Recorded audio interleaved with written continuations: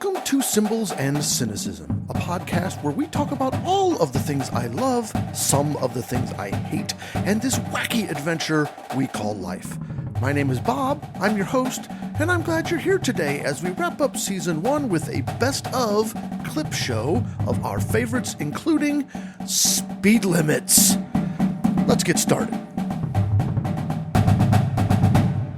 Welcome back. Sort of a week off for me to decompress, take a break, do some other things. So it's our Season 1 highlight show. We've got Star Wars favorites. We have DCI favorites with Harrison, Bourbon and Airplanes with Matt, finale versus Dorico, Tuna was on the grill, and more. Thank you to my sister and our producer, Kathy, for tossing in some of her favorites. I threw in some of mine, and it was fun reminiscing, and I hope you enjoy it too.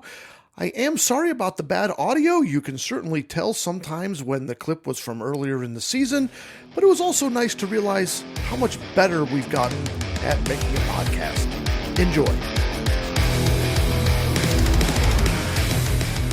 Joining us today is my son Harrison. He's 17 years old, going into his junior year of high school.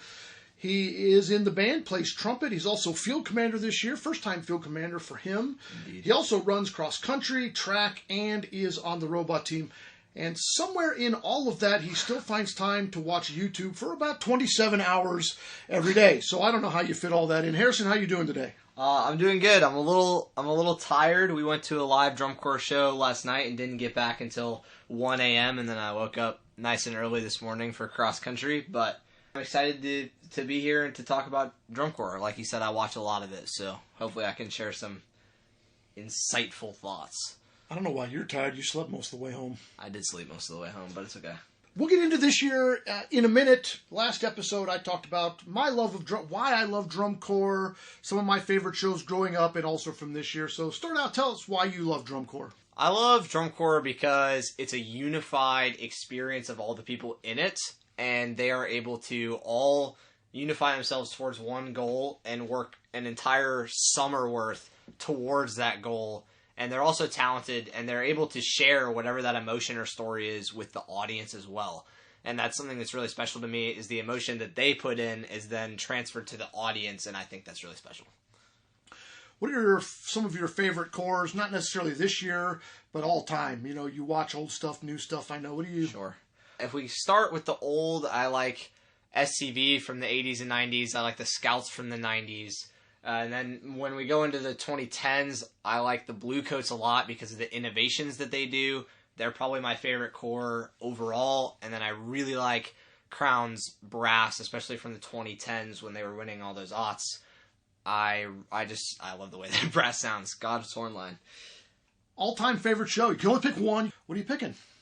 2018 Santa Clara Vanguard. Babylon is my favorite show of all time. It's one of the shows that I first loved when I started getting into drum corps, and it's always been my favorite, I think. Well, it's been your favorite at least since 2018. Yes. And you picked a good one that obviously won the championship that year, so super good performance of that. Dream corps to march, no other obstacles are involved. The Bluecoats is the easy answer for me, no question. Their innovation, I always think that their shows are cool. I always think that they achieve to a crazy high level. And I realize that you said no obstacles, but they are also based in Canton, which is sort of home team also. If it wasn't them, it would probably honestly be Phantom, because of their shows recently and because of all the history that they have.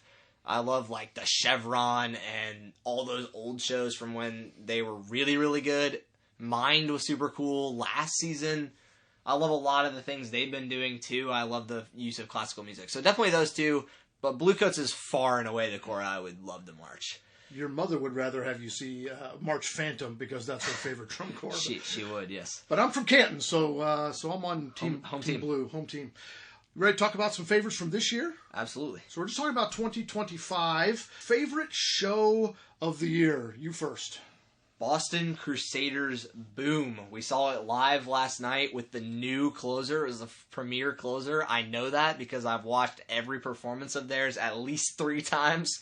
I love the high energy. I love the musical selections. I love the drill design. I love the props. The props lit up at the end last night. There's a lot of shows I like. I love most of the top 7 shows. But that show is to me so much better in most ways, and I hope it wins. But we'll get to that later. By the way, we did not confer on our favorites, and we did not confer on our predictions. So I have no idea. I mean, other than the fact that we talk about drum corps almost every day, I have no official idea what he's going to say. And we agree on this one. I love that's my favorite. That's no surprise because I think if you go back about the last 6, 7, or 8 years.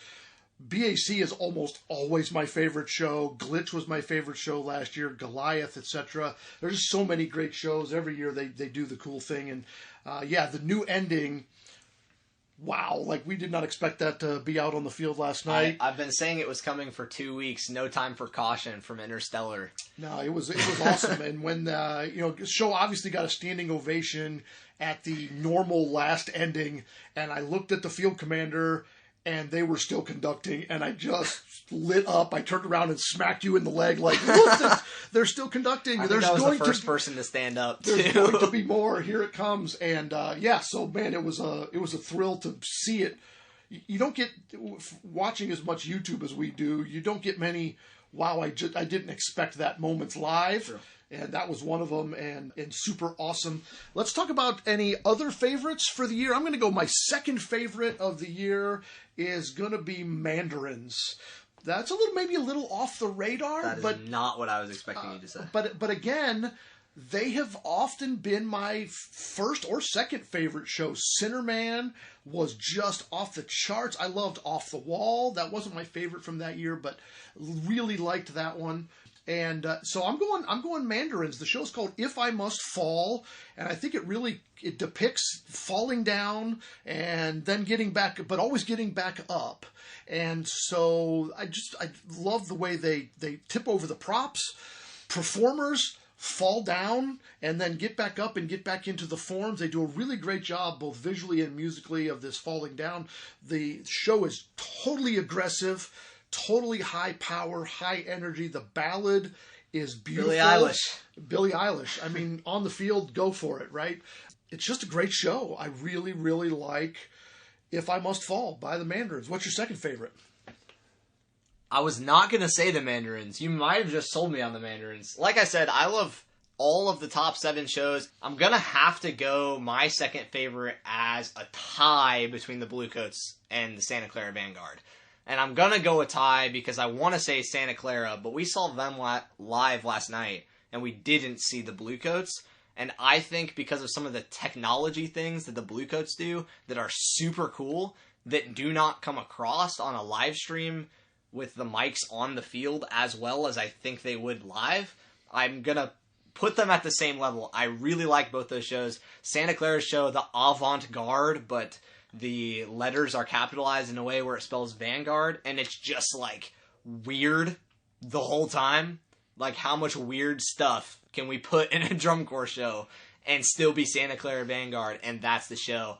And then the Bluecoats do the Bluecoats thing where it's kind of weird and science-y, but also super groovy, and there's tons of syncopation, and it's crazy hard and cool. Favorite sort of individual musical moment, whether that's a song or whether it's a segment or, something smaller, not maybe the whole show, but favorite musical moment of the summer. What do you got? Before last night, I would have said either the groove hit that's like the second half of the ballad in the Bluecoats show with the trumpet duet and the trombones on top of the props just ripping. Or I would have said the closer of Phantom's show is also great. They come like in line with their props that are these big white sheet curtain things. And it's sort of like a company front, and they play Chopin, and it's really cool. Otherwise, after last night, I think also up there is the Boston Crusaders closer now. I love Interstellar. Interstellar is my favorite movie of all time. One of the reasons for that is the soundtrack. And at the beginning of the year, Boston released their repertoire sheet. And at the end was No Time for Caution by Hans Zimmer, which is like the main theme from Interstellar. And I was like, if they do that right, it's going to be so cool. And until last night, it was not in the show. And I was just waiting and waiting and waiting. And that was there, seeing it live. One of my favorite movie soundtracks. They played the crap out of it. That is also on the list for sure. I'm going to go Crown's opener. Wow. Not the intro, not the slow, but once they get into the meat of the opener, it's a combination of Music for Prague 1968, which is one of my all-time favorite concert band pieces. Weird flex, I interviewed Karel Husa when I was in college, along with my buddy Greg Miller. We called Husa, and we were doing a pre-concert talk. And I've always loved Music for Prague, just total intensity, and they combine that with Carmina Burana, and when you put those two together, just the power, I'm going with that. I'm going with classic music, classic Crown, classic brass, and that's probably not what you thought I was going to say. No. But I'm going, I'm surprised you today. Let's move on to favorite visual moment from the year. I'll go first, and my favorite visual moment of the year is not exactly one moment, but it's a ton of tiny moments that all sort of are one moment, and I'm going with the Blue Coats. Their show is called Observer Effect. The entire core wears glasses, and there are just so many small, detailed visuals throughout the show where they reference their glasses, they look and hold their glasses, and they look at the soloist, or there's just all these tiny little moments. I think that's one of the things over the last couple of years that the Blue Coats has really done well, is find tiny little visual moments that just make another level of depth to the show. And so I know it's not maybe one moment, but I'm picking a bunch of tiny moments throughout a show. I'm going Blue Coats, glasses, observer, visual. I can definitely agree with that. I think those are very cool visual moments, and every time I watch it, I see another one. I had two before you said that. One of them is back to the Mandarin show again. It's called If I Must Fall, like you said. And throughout the entire show, there's about 1 million visuals where quite literally the visual is somebody in the form just falls down on purpose and then gets back up and runs back into the form. And I think that's really cool. My other one is from the Blue Stars, which is called Spectator Sport. And it's just about sports. They do a bunch of visuals that represent sports. There's a moment in their opener where they lay down and make a tennis court shape and play tennis in the form. And I think that's hilarious. And wanted to give a shout out to the Blue Stars because I really liked their show this year, actually. Okay, crazy random moment of the year. What do you guys? Is there anything? I mean, maybe I picked this one just because I wanted to talk about something, but anything that just crazy moment. I really like how much time the Boston Crusaders spend on their knees. Like, that's super random, and they do it for no reason at all. It has nothing to do with their show that I can decipher. What would having a bunch of, like, literally marching on your knees have to do with Boom? Makes no sense, but I love when they're in, like, this salsa section and they just go down and they're just marching across the field on their knees. I think it's hilarious. There's a tie for me here. Crusaders have a lot of really fun, hip moments in the show. One is they are using baton twirlers, which is not often seen or ever seen in drum corps. They also have the mellophones playing each other's horns. So cool. And then you mentioned the tuba catching the rifle, and then there's also a spot where the trombone players play the slides with their feet. Yeah. So Crusaders do a bunch of crazy stuff. And then I'm also going to say, you already referenced it, you thought it'd be my favorite visual moment, the Mandarin's ending. When the props fall over and the one performer runs all the way down the length of the field and catches the last prop. Invigorating moment musically and visually. The first time that kid ran down the field, I'm like, please make it, please make it, please make it. And they did. It's like, they're going to catch it. I called it. Great moment. I think the message there too is, yes, we can continue to fall, but also like we can learn from that mistake and not fall, and we can learn to catch ourselves too. Sure. And I think that gives, again, the show sort of a whole last depth. Memorable. Another one. Okay. That I want to shout out. That is also a cool visual moment that I did not see coming, so I'll consider it random. The Troopers show in the closer. I'm not a huge fan of this show. I think it lags at a lot of sections. In the closer, they brought out this coffin-shaped prop, and they marched it all the way down the field to Mahler's resurrection, and then they revived a trooper out of it. The Troopers Drum and Bugle Corps has existed for a long time, and they've always had this one like main character that's dressed like a trooper, and they brought him out of the coffin at the end of the show, and they'd never done that before. That was at San Antonio last Saturday, and that was, first of all, random. Makes no sense, but also really cool, so I'd give a shout out to that one too. So our last favorite of the year is most memorable moment, and you just stole my most memorable moment at the end of the Mariner show, the coffin. The only thing you didn't mention about that, while they do that, when we saw it the first time, we were watching Flow, I said, is that a coffin? Then they showed up close. But also they're playing one of my favorite pieces of classical music, Mahler, the end of Mahler's Second Symphony, his Resurrection Symphony. So not only are they playing Resurrection, they resurrect Trooper at the end. That's my most memorable moment of the year. I just think that's like, wow. I've watched a lot of drum corps. I've never seen anybody do that before. Most memorable. I've got a couple, but I'm going to go with one.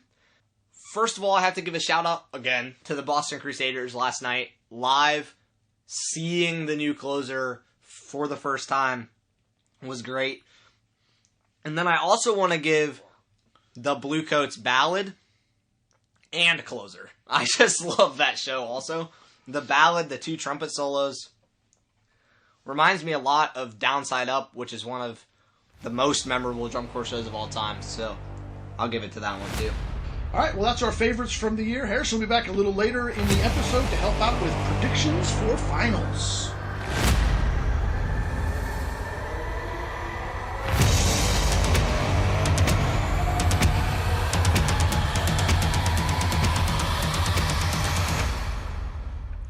Back to Star Wars. Let's discuss some of my favorites. Sure, that sounds easy. Hey, what's your favorite Star Wars? It's not so easy. To be honest with you, if you asked me for my top 10 list, there would probably be more like 25 things on that list. But we're going to give it a shot anyway. Let's start with movie. That one is an easy one. The Empire Strikes Back. For me, this movie is everything. It's the first movie that I remember. In my opinion, it's the perfect Star Wars. Yoda enters the chat. It's the first Luke versus Vader fight. It's I Am Your Father. It's a cliffhanger ending. It's great, and to me, it's really where Star Wars defined itself. A New Hope is obviously the beginning, and we meet the characters, and it's a great battle, and it's a fine movie, but I'm not sure Star Wars really knew who it was until Empire Strikes Back. It was still finding itself. Now, it knows who it is. Sort of like a podcast, where the first couple episodes, the sound doesn't sound so great, and the cuts, the edits are kind of wonky. By Empire, it knows who it is, and it knows where it's going. A New Hope was guessing at the answers, while an Empire Strikes Back understands the assignment. By the way, my second favorite is Rogue One. Favorite show, easy again. Clone Wars, the animated series. Rebels, by the way, is a super close second, and yes, I'm a lover of animated Star Wars. We'll go into that in another episode, but I'm going with Clone Wars simply because there's more of it. If you aren't familiar with the Clone Wars animated series, it fills in the gap between the prequels movie Episode 2 and Episode 3 and overlaps quite a bit with Episode 3. If you've ever watched the prequels and thought, wow, Anakin's turn to the dark side happened super fast, remember, a movie only covers a few days worth of story. Watch the Clone Wars animated series, and it's a much more gradual turn because you watch it happen over a story that takes years to tell.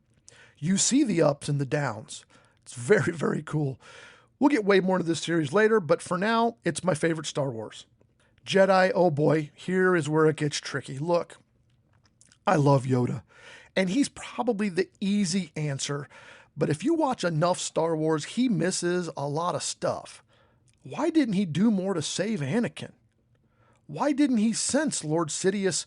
Heck, they were on the same planet like all the time. Sure, he is wise and powerful, but I don't know, man. I think my favorite is Ahsoka. Yes, true, she left the Order, but she left the Order at a time when she felt the Order no longer stood for the right ideals and that it had lost its way. If you follow her story afterward, while she was not officially a Jedi, she sure did act in a way that was still peak Jedi, in a way that upholds the true Jedi beliefs and not what the Jedi had become. Yoda, awesome. Ahsoka, awesomer, and I'm looking forward to season 2 of her show. Favorite villain. I'm dividing this into two categories, Force villain and non-Force villain. My favorite Force villain, and this may surprise some of you, is Darth Maul. I love that Maul is not only super totally awesome with his lightsaber and super powerful in the Force, he is also super smart and calculating. Sure, at times he lets his hatred and revenge take over, but in between those plans, he is completely calculating and thoughtful. And rarely does he trick his opponent. He tells you exactly the truth most of the time. There's rarely a deceit involved.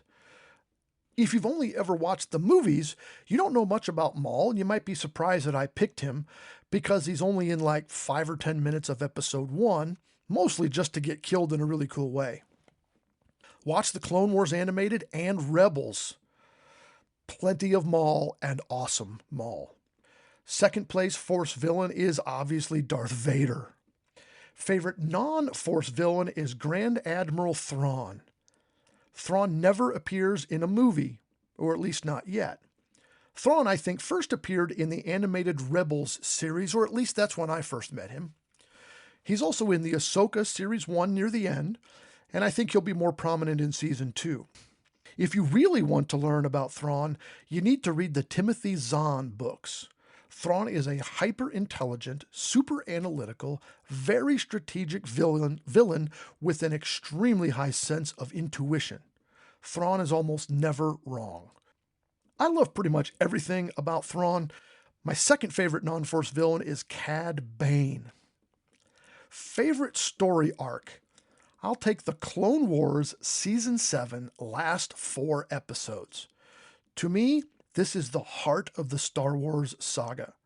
It takes place during the same time as Episode 3, Revenge of the Sith, but is told from a different angle. They do incorporate mentions of events from Revenge of the Sith without actually showing them. For instance, Obi-Wan taking down Grievous, Anakin's fall, Order 66. But it is told from Ahsoka's point of view as she is in a battle on Mandalore of her own. The arc has one of my favorite all-time lightsaber battles. The Order 66 stuff is far more heart-wrenching than in the movie, and the end of the 4th episode, which is also the end of the series, by the way, is just outstanding storytelling. The emotion, the music, the camera angles. I might go watch it right now. If I could only have one story for the rest of my life, I'll take that one. Honorable mention, by the way, to Rogue One and by extension the Andor series. I think all of this is an amazing storytelling in a situation where you know everyone dies. You absolutely know that no one makes it. I think a lot of people don't like it because there are no lightsabers. But for me, it's brilliant in its description of how a fascist regime like the Empire takes over gradually and without most people even noticing. Plus, they blow up a lot of stuff, and Mon Mothma going from secret spy to outright rebel leader is an amazing transformation. Okay, favorite quickies. Favorite ship, the Millennium Falcon. Favorite droid, Chopper. Favorite non-Force character, Chewbacca. Favorite bounty hunter, Cad Bane. Favorite funny character, Hondo Ohnaka. Favorite non-character, Dave Filoni and Kathleen Kennedy. They lead the Star Wars universe in what might be the best thing to ever happen to Star Wars. Dave Filoni, in particular, is an American treasure. Favorite scene? I get this a lot. What's your favorite Star Wars scene? Well, I didn't count it up, but there must be about 1,000,000 scenes in all of Star Wars visual media. So here are my quick top 10 in no particular order. The last scene of the Clone Wars animated series. Vader at the end of Rogue One in the hallway. The Sith Temple scene from the end of Rebels Season 2. Luke versus Vader on Cloud City. Live action Thrawn in Ahsoka. Kenobi versus Vader in Obi-Wan Kenobi the series. Obi-Wan and Qui-Gon versus Maul in Phantom Menace. Chopper murdering anyone, anytime. The World Between Worlds scene from Rebels. Yoda passing into the Force. Ahsoka versus Maul on Mandalore. And yes, I know that there were 11 scenes in my top 10. I could go on all day about my favorites, and we'll certainly get into this more over time, I am sure. But for now, that's my favorite from the Star Wars universe. May the Force be with you. Comment on your podcast app and tell us what some of your favorites are.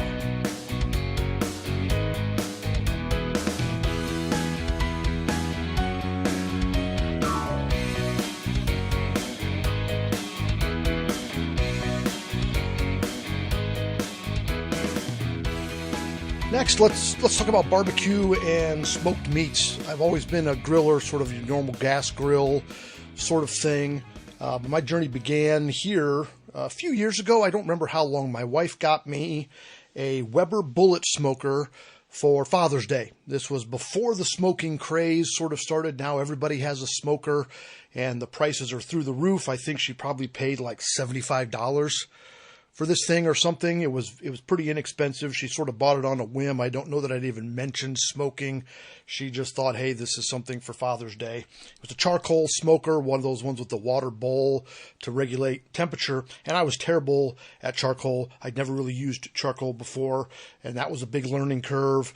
My first cook was hamburgers. They took forever to cook. I wasn't prepared for the very low temperatures of smoking. They were disgusting. My second cook was some sort of chicken. I think I did chicken breast or something, and they were disgusting. Over time, I used it a lot. The insulation peeled off the side of it. I got better. I did brisket. I did pork, and just so for all the normal things, chicken thighs for pulled chicken. And I loved that smoker. Eventually, I upgraded to a small Traeger, and then a bigger Traeger, because with gear, you get the bigger stuff and the nicer stuff.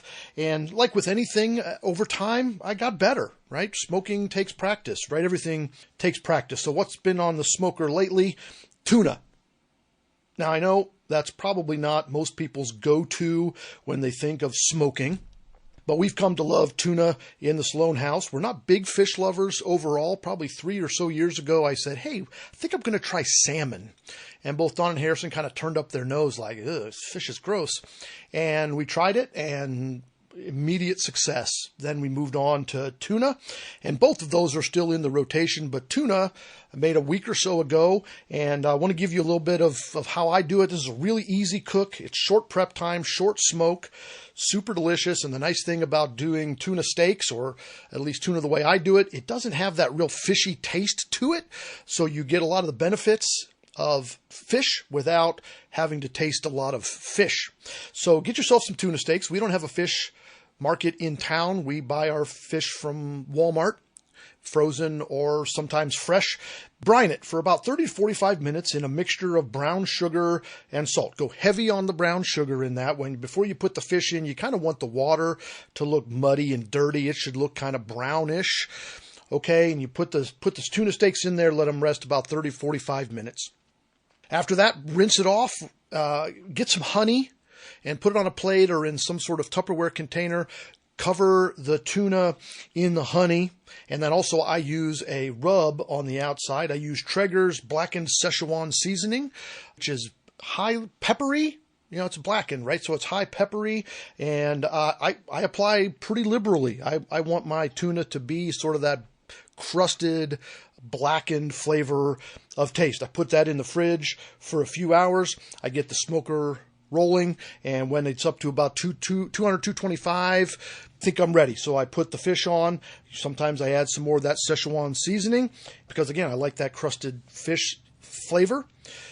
Cook time depends on how you like your fish. I like my tuna a little more well done, probably than most people. I go about 45 minutes. I get it up to an internal temperature of 135 to 140 degrees.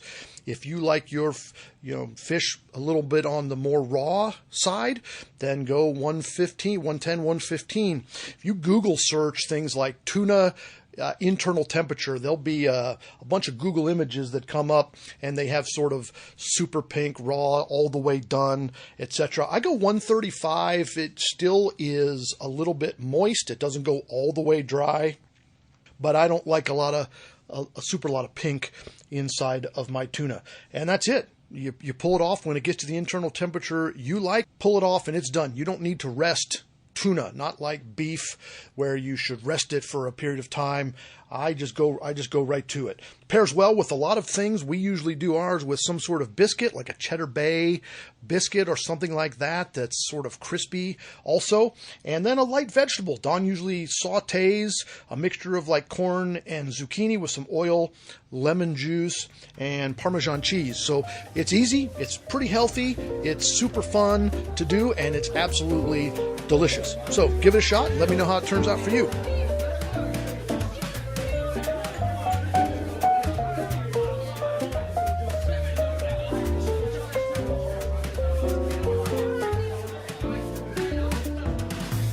It's Matt. We got something neat with Matt.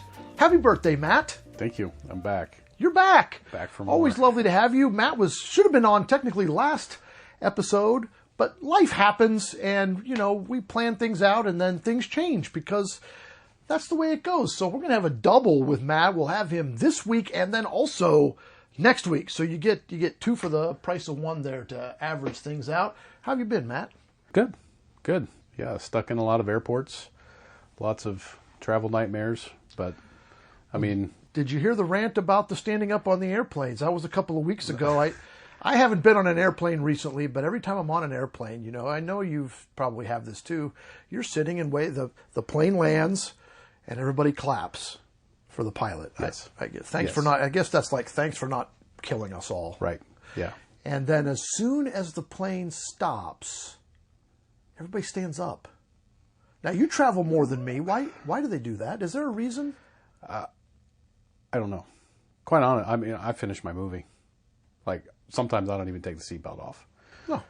It's so frustrating. Like, between that and when you're boarding group number 8 and you're standing in line when boarding group number 2 is called, that I will shove you out of my way. I'm the kind of person now, I probably started this when we were traveling with a small child is probably when it started, but we've kind of continued it since then. I want to be one of the last people onto that plane. Mm-hmm. I mean, I don't really want to be stuffed into this, tin can for any longer than I need to be with all of the germs and the smelly, I don't want to, why do people want to be the first one on? There's plenty of room above, there's going to be room. I don't get it. I don't get it either. Especially like the reserved seats. Your seat's not going anywhere. Right. Yeah. It's literally not going anywhere. Yeah, it's not general admission. No. They're not leaving without you. You're there. I mean, I guess they could leave without you if you're not there. But hey, anyway, enough ranting. This episode could be 17 hours if I talked about all of my pet peeves with traveling. And I, quite frankly, don't have that much upload space. So let's get to the bourbon every week, every episode where Matt is here. We kind of pick a different bourbon, we sample it, we talk about it, we just kind of talk about bourbon and life or whatever. So what do you got for us today? What are we drinking? So today it's an interesting one. It's Old Forester Statesman. And a little bit of an interesting backstory with this bourbon. Have you ever watched the Kingsman movies? I have not. Okay, so they're sort of like James Bond in a way. But the Kingsmen are the UK Secret Service, basically. Okay. But they're almost spy-ish. And the Old Forester Statesman is actually from, I think it's the second movie, it's the Kingsman Golden Circle, where at the beginning of the movie, no spoilers, because, I mean, I'll be very brief, where basically the Kingsman headquarters is destroyed. Well, throughout the movie, they end up finding out that there is also a similar organization in the United States. that are called the Statesmen. And the characters, like one character is Pedro Pascal, and his character is whiskey. Okay. And so he drinks in the movie Old Forester Statesman. Oh. So that's the backstory on this. All right. It's a little bit of a higher proof, kind of a little bit of a spicier flavor, but it's pretty smooth. Very, very clean look on the bottle. Sort of in the higher price range, sort of in the $60 to $70 range. Okay, well, that's good. I mean, we've been sticking in the low price range, so you brought us something that's okay. Yeah. That's good. We want a variety. This one is definitely a little spicier, and I mentioned that's not my preferred taste. But this one, it's good. It's also got that smooth, got a little bit of like a clean finish, right? Yeah. Sort of smooth at the end. And this is my birthday gift. Like if I know somebody is sort of into bourbon, like this is the bottle that I'll buy them for their birthday. Because it's not one of the household names. Right. You know, it's not a Woodford, and somebody probably would have that. It's not quite that household name, and it's a little bit pricier, so it's nicer to get as a gift, but also not, outrageous and outlandish. Exactly. Yeah. Yep.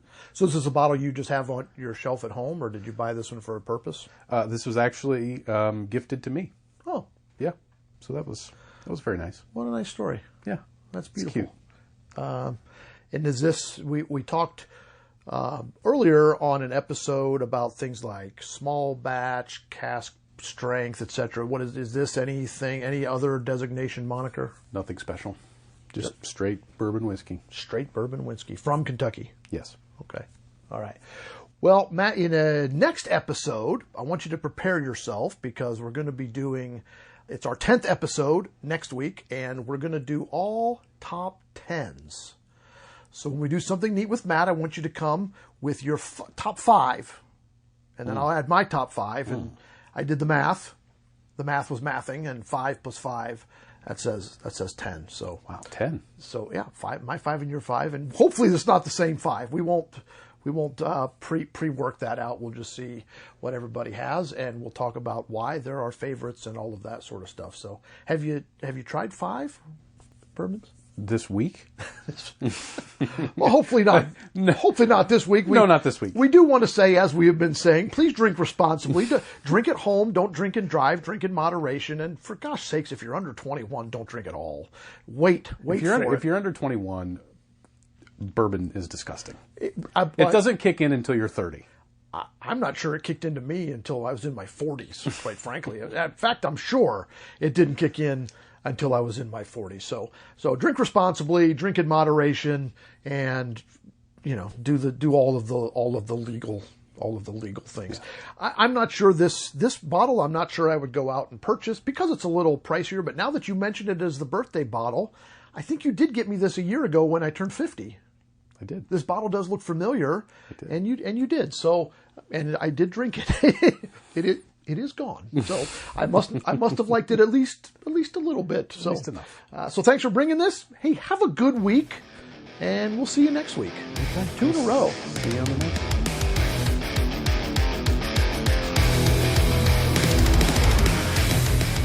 Today we're discussing a little bit of Finale versus Dorico. I'm a Finale user since 1993, before many of you were even alive. I got my first version in my freshman year of college when I borrowed a stack of 3.5-inch floppy disks from Mark Reynolds. Yes, that's right. We used to transfer data on floppy disks. You know that little save icon? That's a floppy disk. That's why it's there, because you could save stuff to the floppy disk. Shortly after that, I bought my own copy of Finale because I needed to have the 3 huge spiral-bound manuals and the 4-page quick guide in order to figure out how to add a quarter note into my first measure. It was a very difficult program to use way back then. The learning curve was huge, but I'm a lifer. I stood up against the Sibelius users, I stood up against the MuseScore users, and I stood proudly and firmly in the Finale Forever camp. I even stood by Finale when my crash cymbals sounded like a police whistle. Even when the formatting was complete and utter garbage. Even when they took away the mass mover tool. I was a loyalist, and I was the loyal of the loyalists. Some even called me a Finale fanboy, and I wore that proudly. And then almost a year ago, Finale broke my heart. No more updates. No more support. Finale is over. Thousands of files. Thousands of hours gone. I felt betrayed. After all I did for them, after all I stood up for, the blood, sweat, and tears over percussion mapping, gone. What next? Sure, I could use Finale for a little while, but eventually my OS software is going to update, and I'm not going to be able to use the functionality of Finale. I've got to move on. First thing I did was turn off my MacBook OS updates so that I could continue to use it while I figured out what was going on, and then I waited. I stood back, see how the dust would settle. Shortly after that, they told us about a program that they suggested we switch to called Dorico. And I thought, Finale broke my heart. Do I really want to take their advice? Do I really want to switch to Sibelius, which I have decried for years upon years?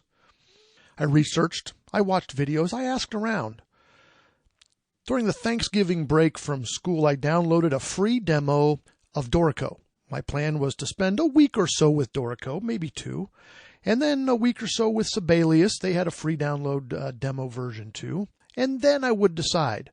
You see, as a marching band arranger, the new writing season starts in mid to late December. That's when clients start picking shows, and December break is a really good time around Christmas and New Year that I have a lot of time to write. So I can write a lot of sketches and drafts during that time. And so I wanted to start off my new writing season with the new program. No reason to be transferring files.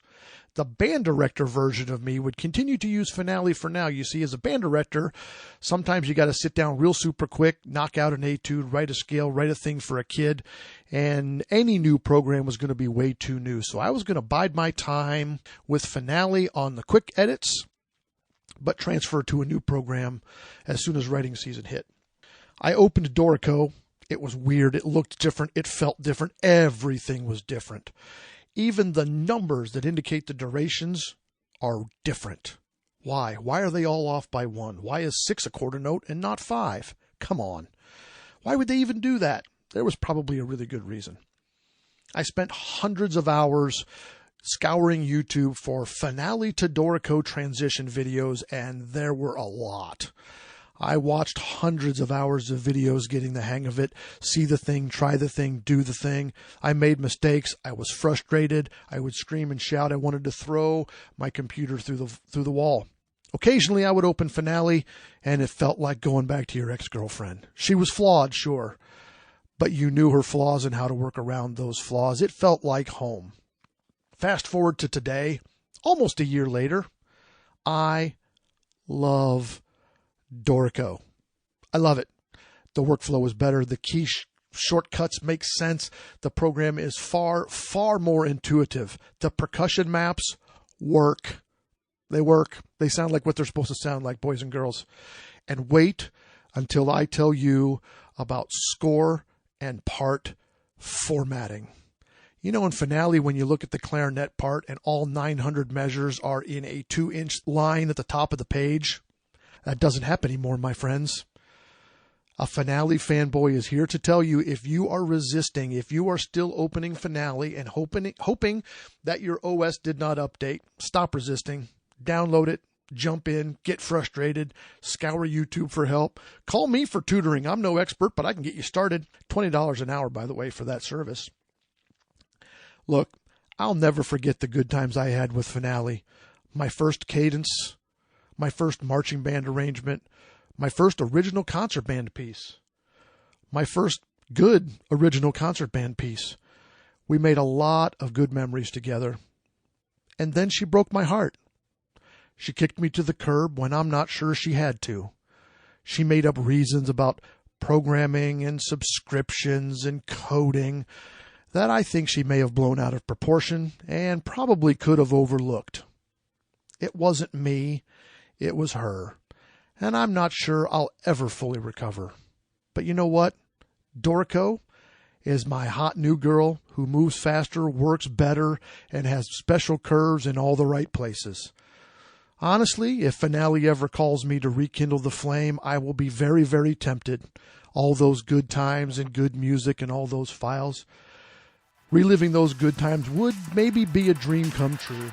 But for now, I'll live and I'll move on. Dorico rocks.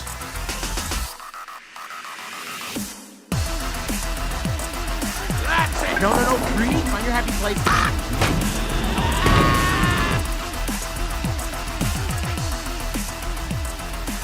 Speed limits. Okay? Here's the thing. Use them. And I'm not talking about the people that drive too fast. I'm talking about the people that drive too slow. Especially in town on like single lane, one-way streets. Okay, I don't know how your hometown is. Where I live, we have a street. It's called Fox Road. The speed limit is 45 miles an hour on Fox Road. It's on the edge of town, but it's in town. It's a town road. And people think it's 35 because it's an in-town road. And it's a pretty major cross street. And it's 45 miles an hour. And people drive 26. And it drives me crazy. And you're saying, well, the town should post signs, speed limit signs, so that people know it's 45. Well, I got news for you. There are about 135 speed limit signs on Fox Road. And they all say 45 miles an hour. And people still drive 25, and it drives me crazy. You plan the place you're going based on the distance, and the speed limit is indicator of the time it's going to take you to get there, and then you're driving 25 instead of 45, and it's causing me a 5-second delay in arrival. So please pay attention to speed limits. They're there for a reason. They're there for safety, so you don't go too fast, but also you don't go too slow. Right? That is also dangerous, especially if somebody's driving 45 miles an hour and you pull out from a business and then drive 25 in front of that person. So consider driving the speed limit. It'll be appreciated. Okay, I feel better. Do you feel better? I feel better.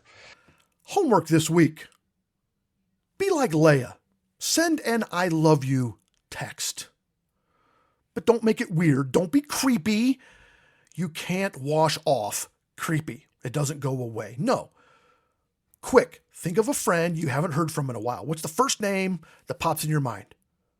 Great. Send that person a text that says, hey, was thinking about you and wanted you to know that I care. Or, hey, thanks for always being there for me. Sorry we haven't chatted much lately. I miss you. Or, hey, listen to Symbols and Cynicism. It's a great podcast done weekly. Send 2 of these texts. Send 3. Look, how long does it take you to send a text? Don't send a text to the person at the top of your list.